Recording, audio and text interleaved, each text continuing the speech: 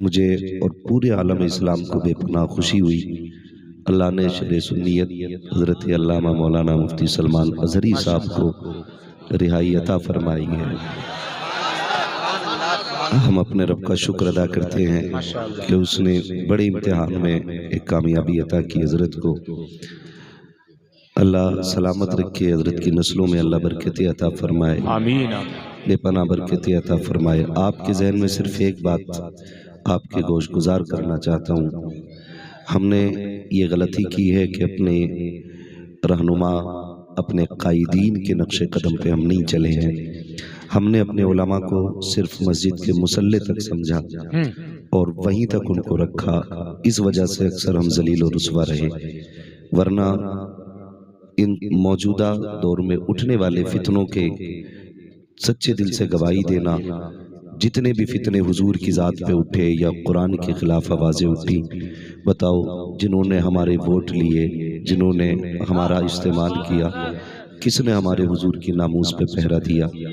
खुदा की कसम, तनख्वाह 5,000 लेते हों या 7,000 लेते हों या 8 लेते हों, हुजूर के नाम पे कफन सर से बांध के यही जमात सबसे पहले आगे आती है। हम सब की जिम्मेदारी बनती है कि हम अपने उलमा के नक्शे कदम पे चलें, इसलिए कि ये गद्दी के, ये कुर्सी के वारिस नहीं है, विधायकी प्रधानी के वारिस नहीं, ये हुजूर के दीन के वारिस है, हुजूर के दीन के वारिस हैं। जब मेरे नबी ने फरमाया था कि मेरे बाद कोई नबी नहीं आएगा, तो बात उठी थी, या रसूल अल्लाह क्या ज़रूरत नहीं पड़ेगी? इससे पहले भी तो ज़रूरतें पेश आई हैं। फरमाया गया हाँ आई हैं। जब जब कौम गुमराह हुई है, जब जब दुनिया तबाही में गई है, अल्लाह ने किसी नबी को पैदा फरमाया। या रसूल अल्लाह क्या आपके बाद ये दौर नहीं आएगा? कहा दौर तो आएगा। कहा फिर नबी क्यों नहीं आएगा? तो मेरे नबी ने फरमाया था कि जो काम पहले के नबी करते रहे वो मेरी बात के उलमा करते रहे हैं। तो उसी जिम्मेदारी को लेकर के कोई मस्जिद में बैठा है, कोई मदरसे में बैठा है, कोई खानकाह में बैठा है, हम अपने इन उलमा के शाना बशाना रहें और इनको कह दें फिक्र ना करें, कुरान पढ़ाना आपका काम है, शाना बशाना खड़े होना यह हमारा काम है। सुभान अल्लाह, सुभान अल्लाह। आज ये बुजुर्गों की निस्बत से महफिल सजी है, शुक्र रब का। हम वली से भी प्यार करते हैं, हम अली से भी प्यार करते हैं, हम हुजूर के सहाबा के भी चाहने वाले हैं, हुजूर के यारों के भी मानने वाले हैं। और ये इसलिए है कि हमारे सर पे दामन बरेली के अहमद रजा का साया किए हुए है, और ये उन्हीं की निस्बत की बुनियाद है कि हम हमारे सीनों में इश्क़ रसूल की शमा जल रही है। हाँ, जल रही है। कुछ ना समझ लोगों की वजह से हमने अपने मोहसिनीन को समझा ही नहीं। जिन्होंने हम पे एहसान किया, हम बराबर में मीटर लेके खड़े हो गए। हमने कहा तेरा बड़ा है या मेरा बड़ा है। मैं एक बात कहता हूँ कि भाई बुजुर्गों में मुकाबले ना कराया करो, ये फैसला वो करे जो दोनों से बड़ा हो, और अगर छोटे हो ना तो फिर यही बोलो मैं मुजरिम हूँ आका मुझे साथ ले लो, कि रस्ते में है जा बजा थाने वाले। अल्लाह ने हमें वलियों का मानने वाला बनाया है। और सुने मसला क्या आला हज़रत ये है कि हम वारिस पाक भी हमारे हैं, साबिर पाक भी हमारे हैं, बदियुद्दीन जिंदा शामदार भी हमारे हैं, बरेली के अहमद रजा खान भी हमारे हैं। इसी को मसला के आला हज़रत कहा जाता है। अब अगर इसकी आड़ में कोई आग लगाए तो उसका मसलक से लेना देना नहीं और मसलक का उससे कोई लेना देना नहीं है। हमारे बरेली ने हमें सारे बुजुर्गों का एहतराम सिखाया है। जो जिससे जितनी ज्यादा अकीदत रखता है उस बुजुर्ग का उसको उतना ही ज्यादा फैज मिला करता है। तो मैं तो यही चमन चाहता था कि इसी महफिल में दमदार का भी नारा लगे और मसलक के आला हजरत का भी नारा लगे। यही एक चमन हमारा होना चाहिए। हम अकाईद में, फिक्र में, नजरियात में इमाम अहमद रजा की ताबेदारी करते हैं और उन्हीं की दी हुई फिक्र की हम पाबंदी करते हैं। यही वजह है हर वली से हम प्यार करते हैं और हम वलियों के मानने वाले हैं। शुक्र है हमारे दामन पे किसी वली की गुस्ताखी का दाग नहीं है, किसी अल्लाह वाले की तौहीन का दाग हमारे दामन पर नहीं है। हम हर अल्लाह वाले से प्यार करते हैं इसलिए कि वो अल्लाह वाला है, इसलिए नहीं कि वो हमारा है जी, अल्लाह, इसलिए नहीं कि वो हमारा है, इसलिए कि वो अल्लाह वाला है। और हम इसलिए सिर्फ अल्लाह वालों से प्यार नहीं करते कि वो हमारे सिलसिले में आते हैं, बहुत गौर से मेरी बात सुन लीजिए। अल्लाह करे ये झगड़े खत्म हो जाए और सारे हुजूर की चौखट पे आके इकट्ठे खड़े हो जाए, बस यही तमन्ना अपनी रहती है। हम सिर्फ इसलिए प्यार नहीं करते कादरी बुजुर्गों से कि वो हमारे सिलसिले में आते हैं। अगर यही नजरिया इमाम ने दिया होता ना तो बरेली वाला कभी अजमेर वाले का नारा ना लगाता। लेकिन जानते हो बरेली वाले ने क्या कहा था? बरेली वाले ने कहा था जब दुआ कहीं कबूल ना होती हो ना तो फिर अजमेर शरीफ चले जाया करो, अजमेर वाले की चौखट पे सबकी कबूल हो जाती है। सुभान अल्लाह।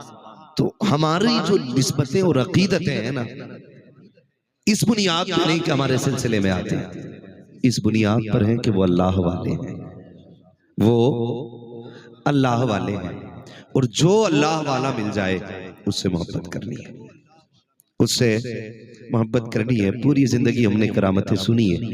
आज जिसकी महफिल है ना वो तो करामतों का ताजदार है, जिसकी उठती बैठती चलते फिरते करामतों का ज़हूर होता था।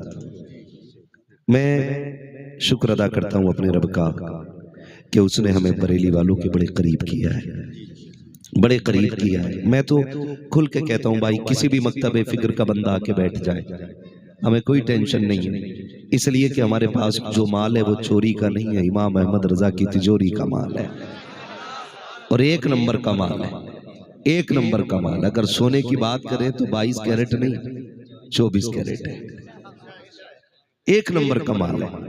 यहाँ चोरी का मसला ही कोई नहीं, कोई भी बैठे, लेकिन शर्त इतनी है ना, तासुब का चश्मा हटाएं, इंसाफ की ऐनक लगाएं, फिर देखें ये बरेली वाले कैसी बातें करते हैं।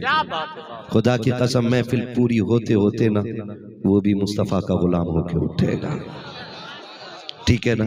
कई बार एक बात कही जाती है कि बरेलवी लोग गाली देते, हम गाली नहीं देते, बदकिस्मती से तुम्हारी हरकतें ही गाली लगती हैं। हाँ, तुम्हारी हरकतें ही गाली लगती हैं, क्या बात है ना। मिसाल के तौर पे काने को काना कह दो तो कहता बदतमीजी कर दी, अंधे को अंधा कहता तो कह दो तो कह देता बदतमीजी कर दी। ना, मैं आई ना हूं दिखाऊंगा दाग चेहरे के, जिसे खराब लगे सामने से हट जाए। हाँ, अगर काले को काला दिखा रहा है तो गलती आईने की नहीं है ना। ये तो फिर आपकी सूरत का मसला है, बदलें अपने आप को, रवैये ऐसे करें कि सब तुम्हें हुजूर का कहें। दुख नहीं होता, बड़ी तकलीफ हुई 12वीं में अभी भी झंडे उतारे गए, कहा जाता भाई थोड़ा सा बात ना किया करें, तकलीफ होती है ना, न तुम सदमे हमें देते न हम फरियाद यूं करते, न खुलते राजे सरबस्ता न यूं रुसवाइयां होती। बड़ी तकलीफें दी गई, जुलूस भी निकला कुछ जगहों पे, दूसरी जमात ने भी जुलूस निकाला। मुझे तो खुशी हुई क्या है जुलूस निकाल रहे हैं, लेकिन गौर से देखा काली पट्टियां बंधी थी। सुन्नियों के हाथ में हरे झंडे थे, उनके हाथ में काले झंडे थे। क्या बात है, कौन मर गया भाई? काय का गम का नहीं, आज हुजूर की वफात हुई थी। मैंने कहा गैरत कर यार, शर्म कर। अगर ईसा अलैहिस्सलाम का उम्मती ये कहते मेरा नबी जिंदा है तो तू नबियों के इमाम का उम्मती है, तू ये झंडा लेके घूमेगा मेरा नबी मुर्दा है? कैसी हरकतें हम कर रहे हैं, जरा सोचें जरा। मैं दुख देना नहीं चाहता, मैं समझाना चाहता हूं यार, समझाना चाहता हूं। काले झंडे लेके चले, का हुजूर का विसाल हुआ था। मैंने कहा दुख उसका किया जाता है जो चला जाए, जो जाने के लिए नहीं हमेशा रहने के लिए आया हो उसका दुख नहीं किया जाता, उसका दुख नहीं किया जाता। आप उम्रे पे जा रहे हैं, मुझे कसम खा के बताएं किस नियत से जा रहे हैं? क्या ये सोच के जा रहे हैं हुजूर मुर्दा है, या ये सोच के जा रहे हैं कि हुजूर जिंदा है? हर जाने वाले का नजरिया यही है, तू जिंदा है वल्लाह, तू जिंदा है वल्लाह। मेरे चश्मे आलम से चुप जाने वाले, बड़ा दुख होता है, तकलीफ होती है। कलमा उन्हीं का पढ़े हो और उन्हीं की घटाने पे लगे, मगर याद रख तू घटाए से किसी के न घटा है न घटेगा, जब बढ़ाए तुझे अल्लाह ताला तेरा है, जिसके रुतबे खुदा ने बुलंद कर दिए। वरफाना लका जिक्रक, महबूब हमने तेरे जिक्र को तेरे लिए बुलंद किया, और इतना बुलंद किया कि सुबह क़यामत तक हर आने वाली घड़ी तेरी इज्जतों में इजाफा करती रहेगी। इतनी अजमतों का मालिक मेरा नबी है और हमारी जमात का बंदा, जबकि हुजूर की अजमतों पे उंगलियां उठ रही हैं। लोग हुजूर की तहजीब की बात करते हैं, उनके अखलाक उनके किरदार पे बात करते हैं। हमारी जमात के लोग टोपी पहन के दाढ़ी लगा के कहते नहीं नहीं जी वो तो हमारी तरह है, तुझे देख के दीन बदनाम होगा। उन्हें देख के लोगों ने कलमे पढ़े, कलमे पढ़े।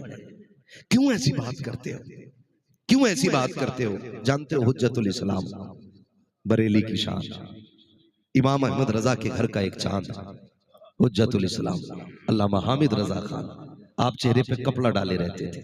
कपड़ा एक दिन गुजर के जा रहे, हवा ने झोंके ने उठ के लिया किया, हल्के से झोंके से आपके चेहरे का रुमाल हटा, किसी गैर मुस्लिम की नजर पड़ गई। उसने कहा ये कौन है? कहा ये नकी अली के खानदान का चला जा रहा है। कहा ये मुसलमानों का रहनुमा है। उसने दौड़ के दामन थामा, कहा हुजूर बस कलमा पढ़ा दे। कहा क्यों? कहा सोच रहा हूं अगर बरेली के हामिद रजा का नूर ऐसा है तो मदीने के मोहम्मद का नूर कैसा हो।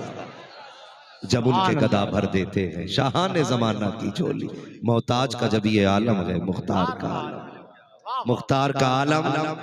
मैं जानता हूं कि सुई ढाई के ऊपर चली गई है, अब ये सुनने का नहीं सोने का वक्त है, लेकिन मैं मुबारकबाद पेश करता हूं मुफ्ती साहब, ये महफिल अभी लग रही है जैसे जलसा शुरू हो रहा है। हाँ, और बता दूं हमारे बुजुर्गों ने फरमाया जब महफिल में दिल लगने लग जाए तो समझ लेना हुजूर की तवज्जो महफिल की तरफ हो गई है, तवज्जो हो गई है, हुजूर की तवज्जो हो गई है। मैं कहता हूं वल्लाह वो सुन लेंगे, फरियाद को पहुंचेंगे, इतना भी तो हो कोई जवाब करे दिल से, जवाब करे दिल से। हाँ भाई, मंगतों का हाथ उठते ही दाता की देन थी, दूरी कबूल अर्ज में बस हाथ भर की है। मांगेंगे मांगे जाएंगे, मुंह मांगी पाएंगे, सरकार में ना ला है ना हाजत अगर की है ना। उनकी चौखट पे खुदा की कसम खड़े हम। मेरे इमाम ने तो हद कर दी। लोगों ने ना हम्द लिखी और अपने अपने तरीके में, ये बुजुर्ग बैठे हैं, पहले पढ़ाई जाती थी एक हम बकरी गाय भैंस बनाई, खाने को दी दूध मलाई, है ना, एक हमद ऐसे पढ़ी जाती थी, तो लोग इस तरह हमद करते थे। लेकिन जब मेरे रजा ने हमद की तो कलम तोड़ दिया। कहते हैं बात जब रब के हमद की हो तो दूध की क्या बातें करनी, जितनी बड़ी जात की बात है फिर उतना बड़ा कारनामा जिक्र हो। मैंने कहा बताएं फिर कैसे हमद हो? कहते हैं वही रब है जिसने तुझको हमतन करम बनाया, हमें भीख मांगने को तेरा रास्ता बताया, तुझे हमद है खुदाया, तुझे हमद है खुदाया। कलम तोड़ दिया। कहते हैं वो कवारी पाके मरियम व नफख्तु फीह का दम है अजब निशाने आजम मगर आमीना का जाया, वही सबसे अफजल आया, वही सबसे अफजल आया, तुझे हमद है खुदाया।